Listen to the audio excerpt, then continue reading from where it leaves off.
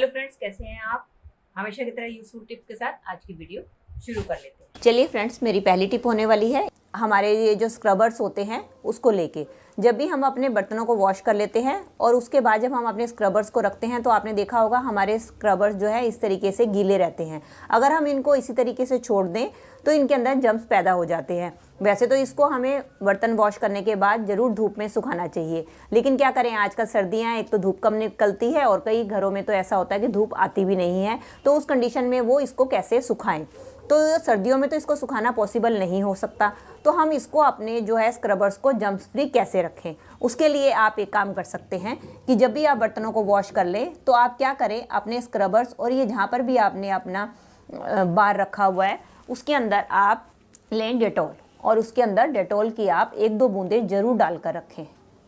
ये देखिए, मैं तो हमेशा ऐसे ही करती हूँ। जब भी अपने जो है ये जो अपना मेरा जो पॉट है जिसके अंदर मैंने अपना स्क्रबर रखा हुआ है और मैंने जो अपना बार रखा हुआ है उसके अंदर मैं डेटॉल ज़रूर डालकर रखती हूँ। उससे क्या होता है कि जब भी हम बर्तन वॉश कर लेते हैं तो अगर हमारे स्क्रबर गीले भी रहते हैं तो वो जम्स फ्री रहते हैं, क्योंकि आप सब जानते ही हैं कि हमारा जो डेटॉल होता है वो जम्स फ्री माना जाता है और वो हमारे इनको स्क्रबर्स को जम्स फ्री रखता है अगर ये गीले भी रह जाएँ तो। चलिए फ्रेंड्स, बढ़ते हैं अगले हैक की तरफ। मेरा अगला हैक होने वाला है इस तरीके के पॉली बैग को लेके। जब भी हम मार्केट से कोई सामान, सब्जी कुछ भी खरीद कर लेकर आते हैं तो क्या होता है कि बाजार वाले भैया जो होते हैं इसके ऊपर इतनी टाइट गिठा बांधते हैं ताकि इसके अंदर जो रखा हुआ सामान वो आपका गिरे नहीं। लेकिन जब हम घर आके इसको खोलने की कोशिश करते हैं तो इतना टाइट होता है कि ये हमसे ईजिली खुलता नहीं है और कई बार तो हमारे नाखून, यहाँ तक कि हमारी उंगलियों में भी दर्द होना शुरू हो जाता है। वैसे तो इसको खोलने के लिए ज़्यादातर आपने हैक देखे होंगे, हम क्या करते हैं, इसको हम जो इसका आगे वाला पोर्शन है इसको हम ट्विस्ट करके इसको पीछे की तरफ धकेलते हैं, जिसके कारण जो होता है हमारी नोट खुल जाती है। लेकिन अगर नोट आपकी थोड़ी सी ढीली बंधी हुई है तब तो आपके इस मेथड से आपकी नोट खुल जाएगी। ये देखिए, मैंने अच्छी तरीके से ट्विस्ट कर दिया है। अब मैं इसको पीछे की तरफ धकेल रही हूँ तो आप देख रहे हैं कि मेरी नोट नहीं खुल रही है। अगर इस तरीके से आपकी नोट ना खुले तो आप इसको कैसे खोलें, उसके लिए या तो आपको ये पन्नी फाड़नी पड़ेगी या आपको कोई और मेथड अपनाना पड़ेगा। तो उसके लिए मेरी ये हैक आपके लिए काफ़ी यूज़फुल होने वाला है, जिससे कि आपके ना तो उंगलियों में दर्द होगा और आपकी नोट भी खुल जाएगी। तो उसके लिए आप लें इस तरीके से एक फोक, और आप क्या करें कि पहले आप चेक कर लें कि आपकी जो नोट है किधर की साइड से खुलने वाली है। जैसे कि मैंने ये देखा है कि मेरी ये नोट जो है इधर की तरफ से खुलेगी, तो हम क्या करेंगे, अपने जो है इस जो ये फोक लिया है इसको हम इधर की साइड फंसा देंगे जहाँ से कि हमारी नोट खुलेगी। इसकी मदद से हम धीरे धीरे प्रेस करते हुए इसको खींचेंगे। ये देखिए, मैं आपके सामने ही करके दिखा रही हूँ, और चाहे तो आप एक और नाइफ़ ले सकते हैं, जैसे कि एक हाथ मैं यहाँ लगा रही हूँ और एक हाथ नाइफ़ में लगा रही हूँ। तो ये देखिए, मैंने एक फोक जो है इसके एक तरफ एंड में फंसा दिया है। अब दूसरा फोक जो है हम इसके दूसरे एंड में फंसा देंगे जहाँ से कि हमारी गिठा खुलेगी। ये देख लीजिए, ये देखिए, मैंने दोनों एंड्स पे फंसा दिया। अब हम धीरे धीरे इस तरीके से करेंगे। ऐसा करने से हमारी उंगलियों में या नाखूनों में किसी टाइप का भी कोई दर्द नहीं होगा, और धीरे धीरे से आप देख ही रहे हैं कि मेरी गिठा खुलती चली जा रही है। जैसे ही गिठा लूज़ हो तो आप अपने हाथों का इस्तेमाल करके इसको ईजिली खोल सकते हैं। जो कुछ भी मैंने दिखाया है आपके बिल्कुल लाइव दिखाया है आपके सामने। चलिए फ्रेंड्स, मेरा अगला हैक होने वाला है मूंगफली को छिलने से लेके। जब भी हम मूंगफली खाते हैं तो अक्सर आपने देखा होगा हम ज़्यादातर इस तरीके से अपने हाथ से तोड़ते हैं। लेकिन कुछ मूंगफली तो सॉफ्ट होती है जो कि हमारे हाथ से टूट जाती है, लेकिन कुछ मूंगफली ऐसी होती है जो काफ़ी हार्ड होती है जो कि हमारे हाथ से टूटती नहीं है, और इसको अगर हम ज़्यादा जोर लगाकर तोड़ें तो हमारे हाथों में भी दर्द होने लग जाता है। तो हम क्या करते हैं, अक्सर जो है मूंगफली को अपने मुँह से तोड़ देते हैं। तो उससे क्या दिक्कत आती है, एक तो मूंगफली हमारी, अगर तो मूंगफली हमें खुद खानी है तब तो चलो चल जाता है कि हमने मुंह से तोड़ ली, लेकिन कई बार हमें काफ़ी ढेरों मूंगफली छीलनी होती है, इसकी हमें कोई डिश बनानी होती है या हमें किसी चीज़ में इस्तेमाल करना होता है, तो हम झूठी मूंगफली का इस्तेमाल नहीं कर सकते। तो क्यों ना कोई ऐसा तरीका ढूंढे जिससे हम ढेरों मूंगफली जो है आसानी से छील सकें, जिससे कि हमारे हाथ में भी दर्द ना हो और ना ही हमें मुँह से छीलनी पड़े। उसके लिए आप क्या करें, इस तरीके से आपके पास कोई भी चिमटा हो, जैसे कि मेरे पास ये लकड़ी का चिमटा पड़ा था तो मैं इसका इस्तेमाल कर लेती हूँ अपनी मूंगफलियों को छीलने के लिए। जब मुझे ढेर सारी मूंगफलियाँ छीलनी होती हैं तो मैं इस चिमटे की मदद से इस तरीके से मूंगफलियों को छील के एक साइड पे रखती चली जाती हूँ। पहले मैं सारी मूंगफलियों को इस तरीके से तोड़ लेती हूँ और इसके बाद उनको मैं एक एक करके सारी निकाल लेती हूँ। ये देखिए कितनी आसानी से मेरी ये सारी मूंगफलियाँ छिली जा रही हैं। ये देखिए, अगर तो आपके पास ये चिमटा है तो आप इसका इस्तेमाल कर सकते हैं, लेकिन मोस्टली ये वाला चिमटा हर किसी के घर पे नहीं होता, तो उस कंडीशन में वो किससे मूंगफली छीलें, तो उसके लिए आप इस्तेमाल कर सकते हैं इस तरीके की पकड़ का। ये पकड़ तो मोस्टली हर सबकी घर पे ही होती है किसी भी गर्म बर्तन को उठाने के लिए, तो इसकी मदद से भी आप अपनी मूंगफलियों को छील सकते हैं।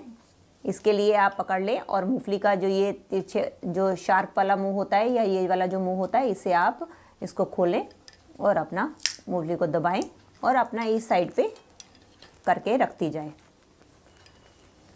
जिस तरीके से मैं कर रही हूँ इस तरीके से आप पहले सारी मूंगफलियों को तोड़ तोड़ के एक साइड पे रखते जाएं,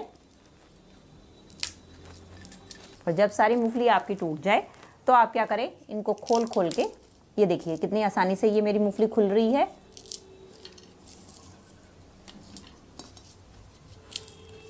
इस तरीके से मैंने जो तोड़ के रखी थी उससे मेरी सारी मूंगफली आसानी से छिली जा रही है। देखिए हुआ ना हमारा घंटों का काम मिनटों में इस ट्रिक के द्वारा। चलिए फ्रेंड्स, मेरी अगली टिप होने वाली है क्लीनिंग को लेके। अक्सर हम इस तरीके की छन्नी का अपने घर पे इस्तेमाल करते हैं। इस तरीके की प्लास्टिक की छन्नी भी होती है और हमारे पास लोहे की छन्नी भी होती है। तो हम क्या करते हैं, अक्सर जो लोहे की छन्नी को अगर हम क्लीन ना करें तो आप देख सकते हैं कि ये कितनी गंदी हो जाती है। अगर आपको दिख रही हो, वैसे तो मेरी ये टूटी हुई छन्नी है, इसको मैं किसी और चीज़ के लिए इस्तेमाल करती हूँ, लेकिन क्या है, ये रेगुलर इस्तेमाल के कारण ये इस तरीके से गंदी होनी शुरू हो जाती है। स्टील की छन्नी को हम ज़्यादातर क्लीन करने के लिए क्या करते हैं, मोस्टली गैस के ऊपर रख के इसको हम सड़ा लेते हैं और इसके बाद इसको हम क्लीन करते हैं। लेकिन स्टील की छन्नियों के साथ तो आप ऐसा कर सकते हैं, लेकिन ये जो प्लास्टिक की छन्नी होती है इसको तो आप गैस के ऊपर नहीं सड़ा सकते क्योंकि इसके जलने का खतरा रहता है। तो इसको हम कैसे क्लीन कर लें, तो चलिए मैं आपको इसको क्लीन करने का एक बहुत ही आसान मेथड बताती हूँ, जिसके जरिए आपकी छन्नी क्लीन भी हो जाएगी। और बाई चांस ये देखिए मेरी छन्नी, ये देखिए आपको दिख रहा हो तो ये देखिए मेरी छन्नी सारी की सारी बंद पड़ी हुई है और अंदर से बिल्कुल बुरी तरीके से गंदी हो चुकी है। अब मैं इसके साथ कोई भी चीज़ स्टेन करती हूँ तो मेरी चीज़ स्टेन नहीं होती। तो मैं इसको क्लीन करने वाली थी, तो चलिए मैंने सोचा ये हैक भी मैं आपके साथ शेयर कर दूं कि आप इसको इजीली कैसे क्लीन कर सकते हैं। चलिए अब मैंने एक बर्तन ले लिया है, उसके अंदर मैंने अपनी छलनी को रख दिया है। अब हम क्या करेंगे, अब हम इसके अंदर डालेंगे 1 चम्मच बेकिंग सोडा। अगर आपकी छन्नी ज़्यादा गंदी है तो आप थोड़ा सा ज़्यादा भी ले सकते हैं। और इसके बाद हम इसके अंदर डाल देंगे गर्म पानी, और इस तरीके से इसको हम गर्म पानी में अच्छी तरीके से डुबो के 10-15 मिनट के लिए ऐसे ही छोड़ देंगे। अभी देखिए 10-15 मिनट हो चुके हैं इसको डूबे हुए। अब हम क्या करेंगे, अब हम एक प्लेट में ले लेंगे थोड़ा सा डिश जेल। अब डिश जेल की मदद से और लेंगे एक ब्रश, और ब्रश की मदद से अब हम इसको रगड़ रगड़ के साफ़ करेंगे।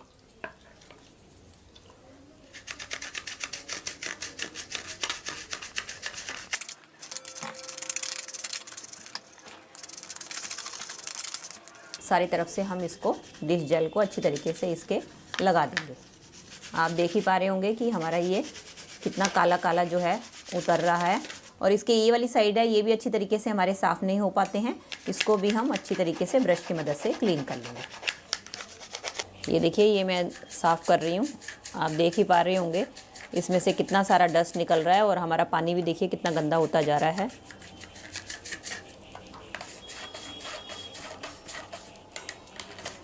पीछे से भी आपको ये देख रहे होंगे आप कितनी इसके अंदर कालिक जमा थी, जो अब हमारी ये निकल रही है।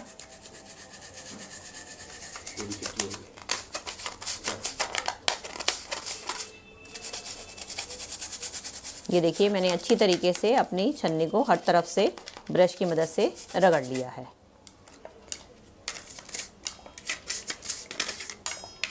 अब मैं इसको, आप देख ही सकते हैं मेरा पानी भी कितना गंदा हो चुका है। अब मैं इसको साफ़ पानी से वॉश करके आपको दिखाती हूँ। ये देखिए हमारी छन्नी कितनी अच्छी तरीके से साफ़ हो चुकी है। मैंने आपको पहले भी दिखाया था हमारी छन्नी कितनी गंदी थी, और अब ये देखिए बिल्कुल ऐसी हो गई है जैसे कि हम नई बाज़ार से ख़रीद कर लेकर आए हैं। आई होप आपको कैमरे में सब कुछ दिखाई दे रहा होगा।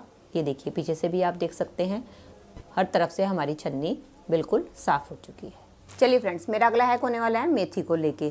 मेथी जब हम खाते हैं तो खाने के लिए आपको पता ही है कि हम इस तरीके से मेथी को तोड़कर या साफ़ करके रखते हैं। तो हम क्या करते हैं, अक्सर मेथी के पत्तों को तो तोड़ लेते हैं, लेकिन हम क्या करते हैं, इसकी ये जो डंडियां हैं इसको हम बेकार समझ के फेंक देते हैं, जबकि आपको पता नहीं है कि हमारे मेथी का सबसे ज़्यादा असर जो है इसकी डंडियों में होता है। तो इसकी डंडियों का हम कैसे यूज़ कर सकते हैं, चलिए मैं बताती हूँ अपने इस अगली टिप में कि आपको इस डंडिया को कैसे यूज़ करना है।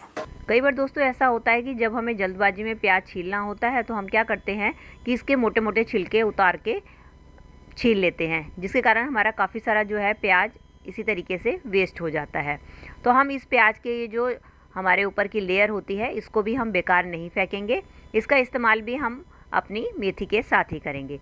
चलिए अब हमें क्या करना है, मैंने अब गैस पे एक पैन चढ़ा दिया है और उसके अंदर हम डालेंगे पानी, और पानी के अंदर ये जो हमारी डंडियाँ जो हमने छील के रखी थी इसके अंदर हम ये डंडियाँ डाल देंगे, और साथ ही जो हमारे प्याज के छिलके थे जो मोटे मोटे हमने छीले थे वो भी हम इसके अंदर डाल देंगे। डालने के बाद अब इसको हम 10-15 मिनट के लिए अच्छी तरीके से उबाल लेंगे। ये देखिए 10-15 मिनट हो गए इसको उबलते उबलते, अब हमारी सारी डंडियों का और प्याज का सारा एक्सट्रैक्ट हमारे पानी में आ गया है। अब हम इस पानी को ठंडा कर लेंगे और एक इसको स्प्रे बोतल में डाल लेंगे। अब आप इस पानी का इस्तेमाल अपने बालों में करें। जब भी आपको अपना सर वॉश करना है उससे आधे घंटे पहले आप इसको अपने बालों में स्प्रे करके थोड़ी सी मसाज कर लें और इसके बाद नॉर्मली अपने शैम्पू से वॉश कर लें। ऐसा करने से क्या होगा, इसके रेगुलर इस्तेमाल से आपके बालों का झड़ना भी बंद होगा और आपके बाल जो समय से पहले सफ़ेद हो गए हैं वो भी काले हो जाएंगे, और साथ साथ अगर आपके सर में गंजेपन की समस्या है वो भी धीरे धीरे दूर होगी और आपके सर पे नए बाल उगने शुरू हो जाएंगे। ये थी दोस्तों मेरी आज की वीडियो, आई होप आपके लिए यूजफुल रही होगी। अगर आपको वीडियो अच्छी लगी हो तो प्लीज़ इसे एक जरूर लाइक दीजिएगा और मेरे चैनल को घंटी के साथ सब्सक्राइब कर दीजिएगा अगर आपको ऐसी ही और वीडियो देखनी है। चलिए मिलते हैं नेक्स्ट वीडियो के साथ। Till then take care and bye.